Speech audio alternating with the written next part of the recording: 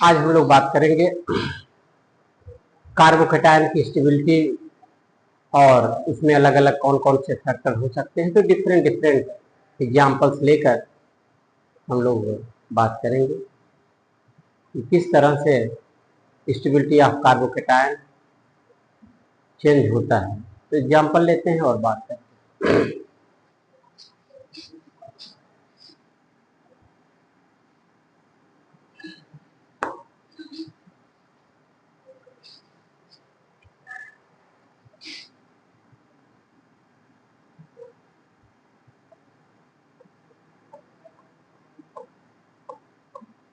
ये साइक्लोप्रोपिल है, दूसरा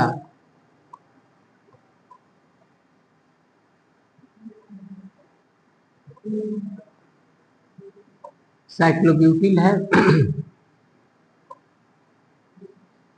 और साइक्लोपेंटिल है।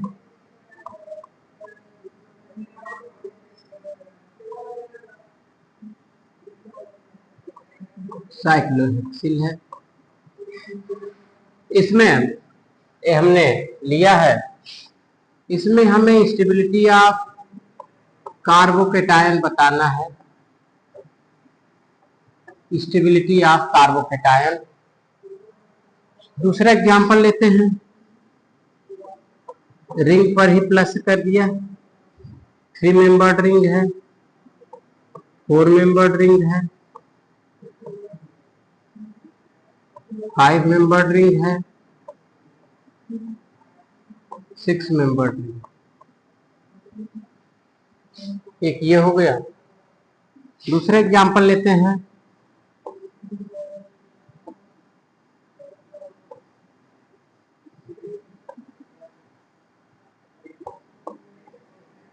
ट्राईसाइक्लोप्रोपिल कार्बोकेटायन है और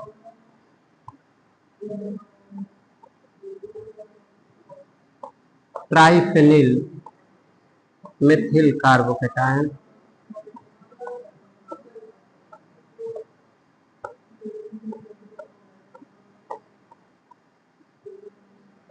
इसमें हम स्टेबिलिटी देखेंगे। सबसे पहले हम यही बात कर लें, ये साइक्लोप्रोपिल है, 3 साइक्लोप्रोपिल हैं।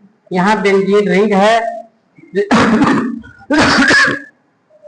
जब यहाँ पर आप रिजोनेंस देखेंगे 3A दिखाएगा, 3A टोटल 10 रिजोनेटिंग स्ट्रक्चर होंगे।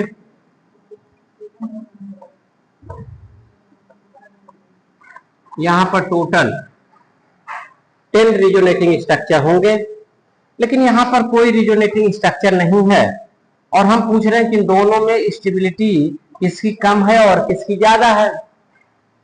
देखो भैया, यहाँ पर है नहीं, लेकिन यहाँ पर ये देखिएगा, यहाँ बनेगा बनाना बांड। साइक्लोप्रोपिल में बनता है बनाना बांड, ये और ये बनाना बांड यहाँ पर बैक डोनेशन करेगा। ये जो साइक्लोप्रोपिल का बनाना बांड है, बनाना बांड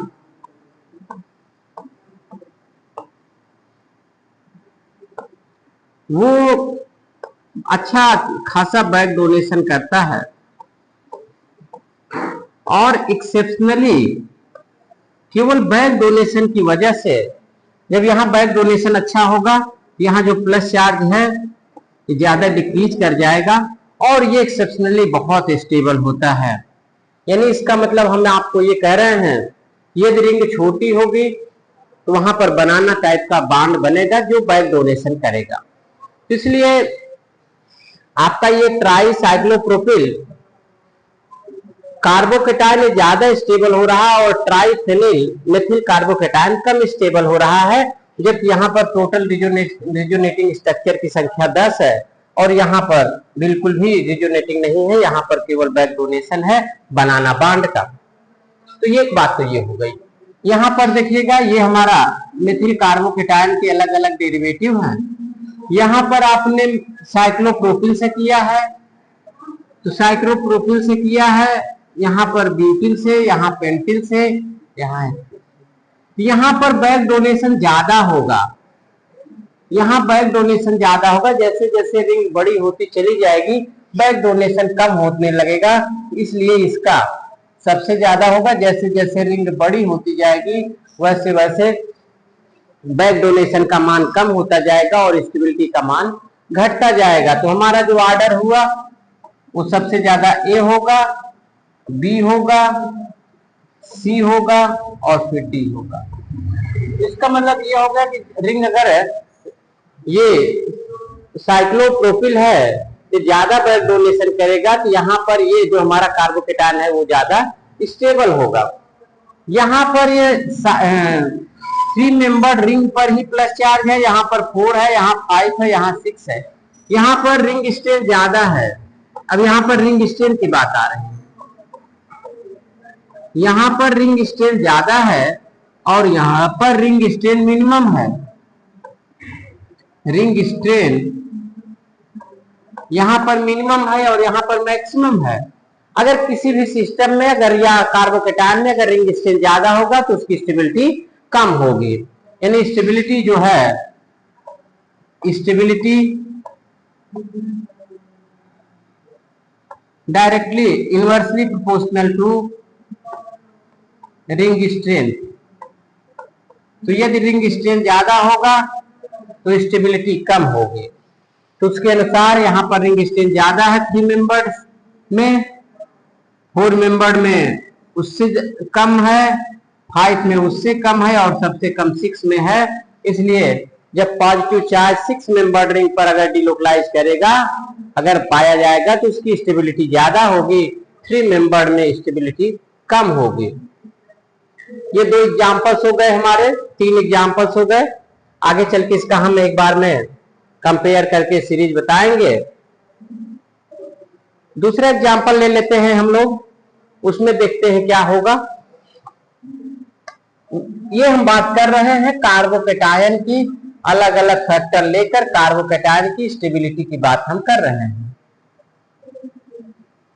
कि किस तरह से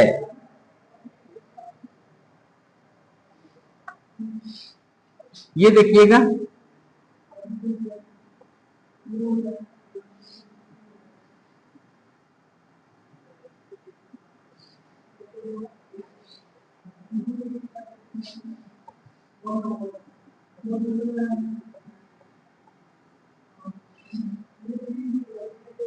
ये तो एक हमारा लीनियर टाइप का हुआ।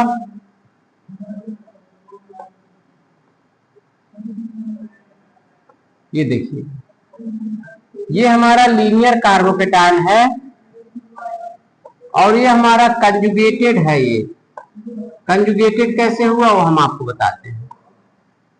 2 तरह का यहाँ पर हमने कार्बोकेटायन बनाया है, यानी ये जो प्लस चार्ज है यह प्लस चार्ज इससे कनेक्टेड है और ये इससे कनेक्टेड है। तो और ये आपका लीनियर है, ये इससे कनेक्टेड, फिर तो ये आपका लीनियर हो गया। तो इन दोनों में अगर हम स्टेबिलिटी की बात करें तो यहाँ पर लीनियर कंजुगेशन है और यहाँ पर क्रॉस कंजुगेशन है। लीनियर कंजुगेशन है यहाँ पर और यहाँ पर क्रॉस कंजुगेशन है। ये देखिएगा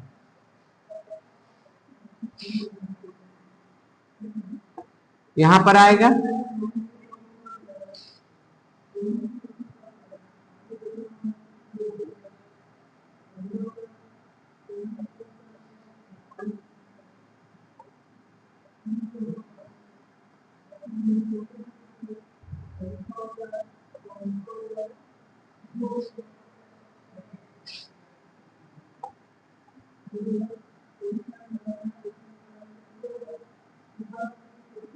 और दूसरा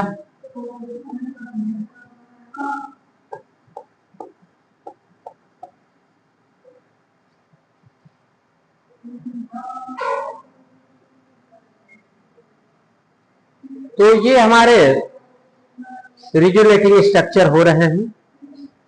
यहां पर करेंगे तो यहां से होगा, यहाँ प्लस आएगा फिर यहाँ जाएगा। तो इसकी स्टेबिलिटी जो लीनियर का है उसका ज्यादा होगा और जो क्रॉस कन्जुगेशन का है उसका कम होगा।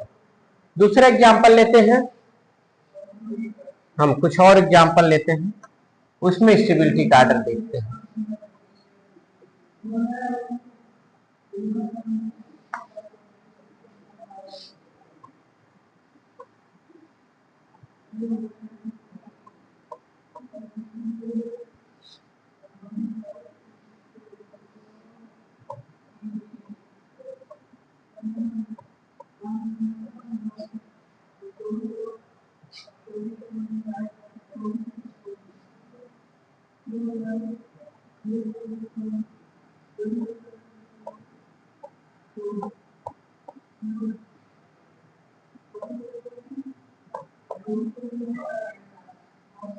ये देखिएगा,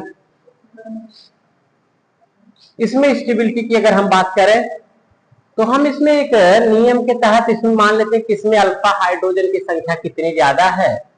तो आप एक चीज जान लेना कि इसको आप है तो इसको आप 6 अल्फा हाइड्रोजन के बराबर मान सकते हैं नियम के तहत। यहाँ पर ये अल्फा है, यहाँ पर मात्र एक हाइड्रोजन होगा, यहाँ पर 2 मेथिल ग्रुप आपने बनाया है। तो यहाँ पर बाकी यहाँ हाइड्रोजन हाइड्रोजन रहेगा। ये देखिएगा, इसमें एक अल्फा हाइड्रोजन है। ऐसे तो हम बता ही नहीं पाएंगे। यहाँ पर 3 अल्फा यहाँ पर होगा, 3 अल्फा यहाँ पर होगा, 3 अल्फा यहाँ पर, इसमें टोटल 9 अल्फा हाइड्रोजन के बराबर हो गया। यहाँ पर ये हाइड्रोजन है और ये मेथिल ग्रुप है, 3 हाइड्रोजन यहाँ हो गया, 3 यहाँ पर 6 अल्फा है, यहाँ 6, यहाँ 9, यहाँ 1, यहाँ 6। अब यहाँ पर रिजोनेंस भी है। चलिए एक बात तो क्लियर हो गई कि यहाँ पर जो स्टेबिलिटी होगी ये टर्शियरी कार्बोकैटायन की ज्यादा हो गई। यानी इसका मतलब हमने आपसे ये पूछा था कि आप ये बताइए, ये हमारा एलाइल कार्बोकैटायन है इसमें और ये टर्शियरी कार्बोकैटायन है, इसमें कौन ज्यादा स्टेबल है? तो आप ये कह रहे हैं कि इसमें 9 अल्फा हाइड्रोजन है, यहाँ पर ये जो सिस्टम है ये 6 अल्फा हाइड्रोजन के बराबर है। तो निसंदेह ये आपका ये वाला ज्यादा स्टेबल हो रहा और ये कम आपका स्टेबल हो रहा है, और जो सबसे कम हो रहा वो ये हो रहा है लीस्ट, ये लीस्ट हो रहा है। सबसे ज्यादा ये हो रहा है, सबसे कम ये हो रहा है। 1 2 3 4। तो आप ये कह रहे हैं 2 सबसे कम हुआ और 3 सबसे अधिक हुआ। ये देखिए मैटर है 1 और 4 में, दोनों में 6 अल्फा है। जिसमें जितना ज्यादा अल्फा हाइड्रोजन होंगे उसमें उतना ज्यादा स्ट्रक्चर बनते हैं। तो जब यहाँ पर दोनों में अल्फा की संख्या सेम है, यहाँ पर लेकिन रिजोनेंस है, यहाँ पर रिजोनेंस होगा तो इसका रिजोनेटिंग स्ट्रक्चर ये भी बने। क्योंकि इसमें रिजोनेटिंग स्ट्रक्चर ज्यादा है इसलिए इसकी स्टेबिलिटी ज्यादा होगी। इसका मतलब 4 और 1 में 1 की स्टेबिलिटी ज्यादा होगी और 4 की स्टेबिलिटी कम होगी। तो ये ऑर्डर आपका हो गया सबसे अधिक 1, सबसे अधिक 3, फिर 1, फिर 4 और सबसे कम। ये स्टेबिलिटी का ऑर्डर। दूसरा एग्जांपल देखते हैं, हम लोग लेते हैं और देखते हैं क्या होगा।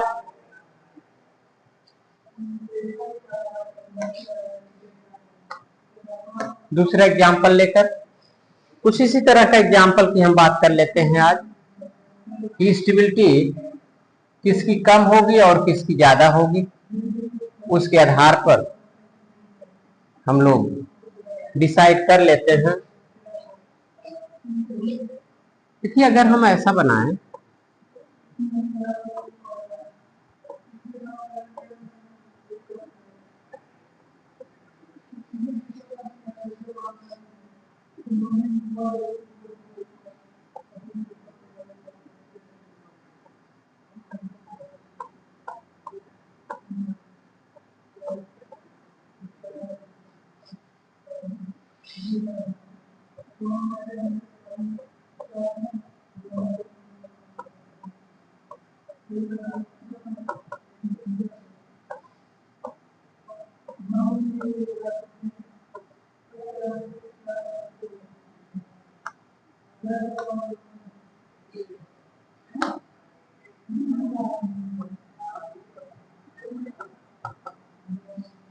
देखो, जब यहां पर ऑक्सीजन अगर जुड़ेगा तो उस कंडीशंस में 4, 6 और 8 इलेक्ट्रॉनों की संख्या जो होगी 4, 6, 12, 8, 4। अगर नाइट्रोजन जुड़ता है, देख लीजिएगा, नाइट्रोजन, ऑक्सीजन और फ्लोरीन, ये 12 अल्फा हाइड्रोजन माना जाएगा, यहाँ पर 8 अल्फा हाइड्रोजन और यहाँ पर 4 अल्फा हाइड्रोजन। और अगर ये वाला सिस्टम है तो 6 अल्फा हाइड्रोजन। चलिए, तो देखिएगा यहाँ पर तो 6 अल्फा हाइड्रोजन हुआ इस कार्बोकेटायन पर। यहाँ पर 3 अल्फा यहाँ, 3 अल्फा यहाँ और इसका 8 अल्फा हाइड्रोजन, तो टोटल 14 अल्फा हाइड्रोजन। यहाँ पर 3 अल्फा, 3 अल्फा और ये 12 अल्फा, तो इसका मतलब यहाँ पर ये 20 अल्फा के बराबर हुआ। यहाँ पर 3 alpha, 3 alpha, 4 alpha, hydrogen hydrogen hydrogen, तो इसका मतलब ये हो गया कि यहाँ 10 अल्फा हाइड्रोजन के बराबर स्टेबिलिटी होगा। तो आ गया हमारा इसमें 6 अल्फा हाइड्रोजन के बराबर, इसमें 14, इसमें 20 और इसमें 10। मतलब हम आपसे ये कह रहे थे कि आप हमें स्टेबिलिटी का ऑर्डर बताइए, ये आपका पहला है, ये आपका दूसरा है, ये तीसरा है और ये चौथा।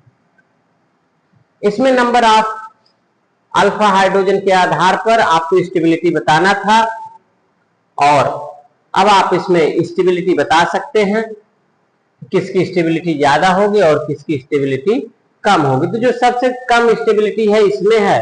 वैसे भी अगर इसमें देखें तो इसमें केवल रिजोनेंस पाया जा रहा है, यहां पर केवल रिजोनेंस है, ये इसमें केवल रिजोनेंस है। यहाँ लोन पेयर का डिलोकलाइजेशन होगा, इसमें भी रिजोनेंस न्यूमेरिक इफेक्ट है, प्लस एम इफेक्ट या प्लस आर इफेक्ट, यहाँ तीनों पर प्लस एम इफेक्ट है। तो प्लस एम इफेक्ट जो है उसको डोमिनेंट हम लेंगे आर इफेक्ट पर।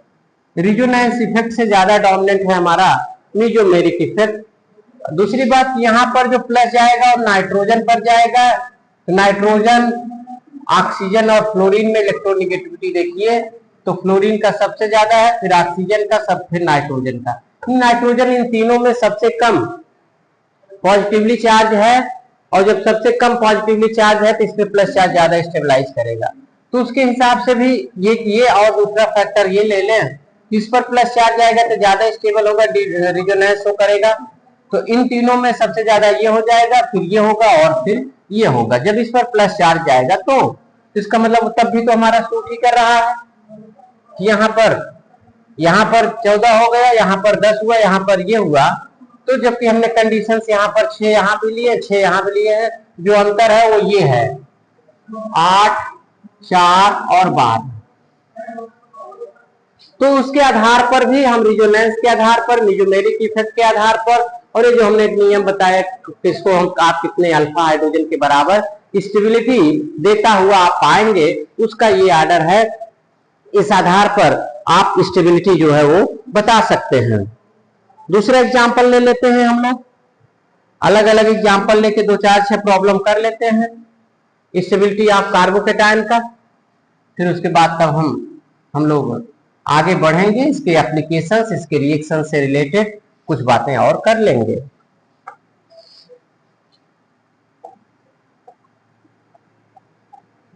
ये हमारा सेकेंडरी कार्बोकेटायन है, ये टर्शियरी कार्बोकेटायन है।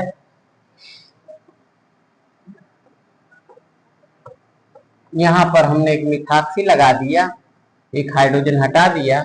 यहां पर एक हाइड्रोजन था लेकिन उसको हमने नहीं दिखाया था।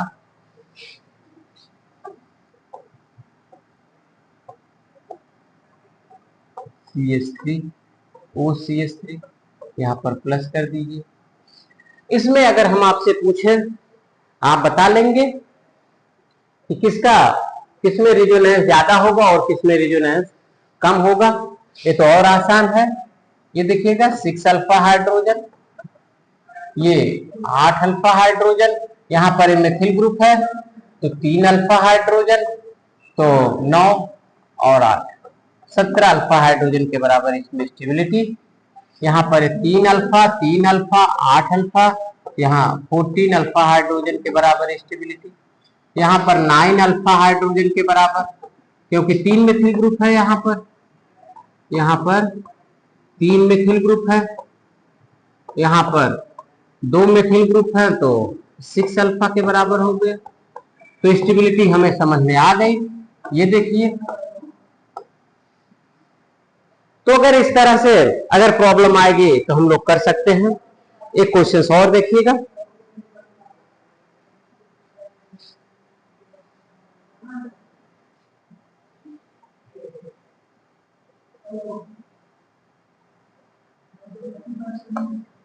एक प्रॉब्लम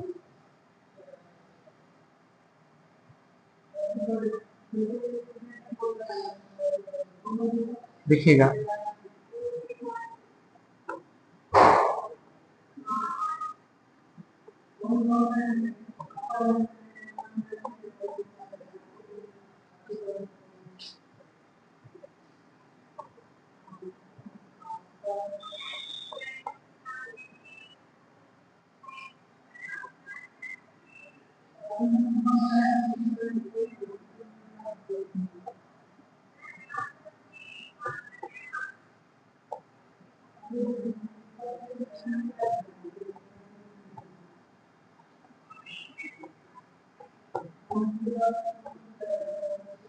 ये देखिएगा, यहाँ पर 2 हाइड्रोजन है तो 2 अल्फा, यहाँ भी 2 हाइड्रोजन है तो 2 अल्फा हाइड्रोजन। इसमें हो गया 4 अल्फा हाइड्रोजन, यहाँ भी 4 अल्फा हाइड्रोजन है, लेकिन यहाँ पर ये ऑक्सीजन लगा है तो इलेक्ट्रॉन विड्रॉ करेगा। तो इन दोनों में, पहले और दूसरे में एक बात क्लियर है कि पहला ज्यादा स्टेबल होगा, दूसरा कम होगा, क्योंकि यहाँ पर ऑक्सीजन लगा जो -I का काम करेगा। यहाँ पर ये देखिएगा, तो 8 अल्फा हाइड्रोजन यहाँ हुआ और 8 अल्फा हाइड्रोजन के बराबर यहाँ पर हुआ। इसका मतलब 16 अल्फा हाइड्रोजन हुआ। यहाँ पर 2 और 8, तो यहाँ 10 अल्फा हाइड्रोजन के बराबर स्टेबिलिटी हुआ। तो हम ऑर्डर लिख सकते हैं। तो सबसे ज्यादा आपका हुआ 3 सबसे ज्यादा स्टेबल होगा। फिर इसके बाद आपका 4, 2 और 1 में दोनों में अल्फा हाइड्रोजन सेम है, लेकिन एक ज्यादा अनस्टेबल हुआ तो एक ज्यादा स्टेबल होगा, और फिर उसके बाद 2। तो इस तरह से आप जो है आप निकाल सकते हैं कि कौन सा कम स्टेबल है और कौन सा ज्यादा स्टेबल है। इसमें अलग अलग आप वेरिएशन कर करके जो है यहां पर आप देख सकते हैं। दूसरे एक एग्जांपल और कर लेते हैं।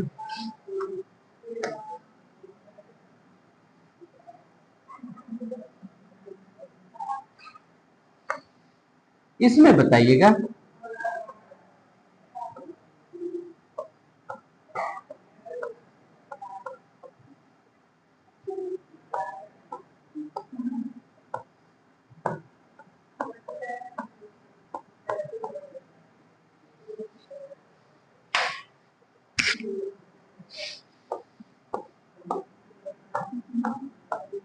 यहां पर हाइड्रोजन लगा दीजिए।